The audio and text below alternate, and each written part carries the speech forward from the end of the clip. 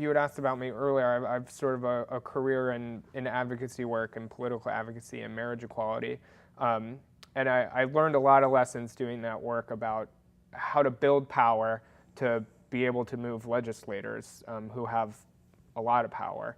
And so what's really, I think, what's really powerful now around, since we got marriage equality, there's been this really big backlash towards particularly the trans community, but also, some states are passing, blanket sort of laws that basically make room to discriminate against LGBT people in the workplace and public accommodations and everything as a backlash to marriage equality. But it's affecting trans folks the most because of everything that's going on around public accommodation stuff. And so it's been really powerful to see what the response has been, because I think while the LGBT community, in getting to marriage equality kind of left trans folks in the dust at certain times, I think a lot of the big time sort of political advocacy organizations that were pushing hard for marriage equality are at least trying or thinking about trying how to get into the trans activism world and trans rights world. And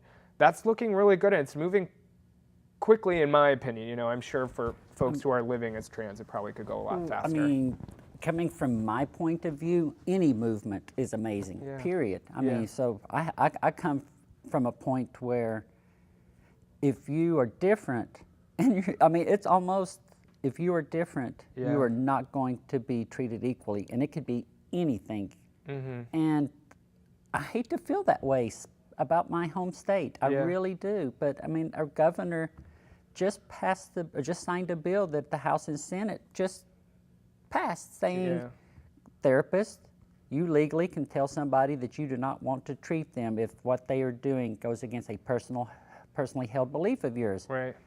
Why have a law for something that they were already doing? Right. If I went to a Christian therapist as a transgender person, I would expect to not be treated by them, and I would expect for them to be a resource to send me to the place I needed to go. Right. There was never a law for that to happen, but now they're making laws to discriminate. Yeah, and to really, legislate discrimination. And it's important to remember too, like I know that, there are plenty of Christian therapists, I'm sure, who would love to treat a trans person, and that the problem, I think, becomes, again, in this sort of fundamentalist sort of understanding of Christianity that I think, and other faiths as well, that really target, LGBTQ people.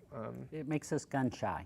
Yeah. Of faith-based anything. Of course. So many of some of the stories that I've heard, particularly, again, like some of my sort of friends who are gay men, black gay men who, talk about their experiences with their family, with their community, and with their God and faith that are just, make it so they never want to step foot in church again. And spirituality for many people is, a pillar of life, and so it's so sad to think that, some communities of faith have isolated LGBTQ people, because faith for so many people is something that lifts people up and gives them hope, makes them feel, like there's a purpose to all of this messiness.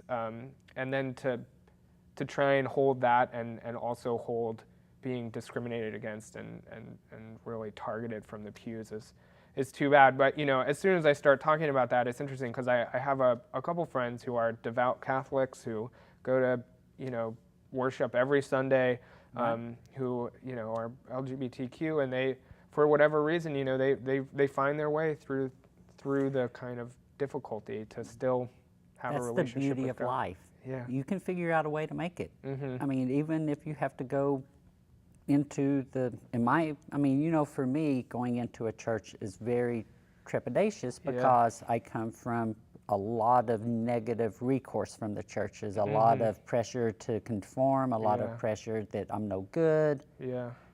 Things that, me being transgender, I chose to do this according to them. It was just like, and you can't battle.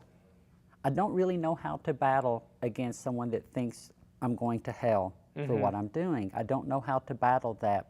All I have to do for my personal held belief is know that I'm a darn good person. Yes. I do everything I can to be nice to other people. I try to do my best economically to carry my own fair share in the world so I'm not dependent upon other people. All the things that other Americans want to do. Yeah.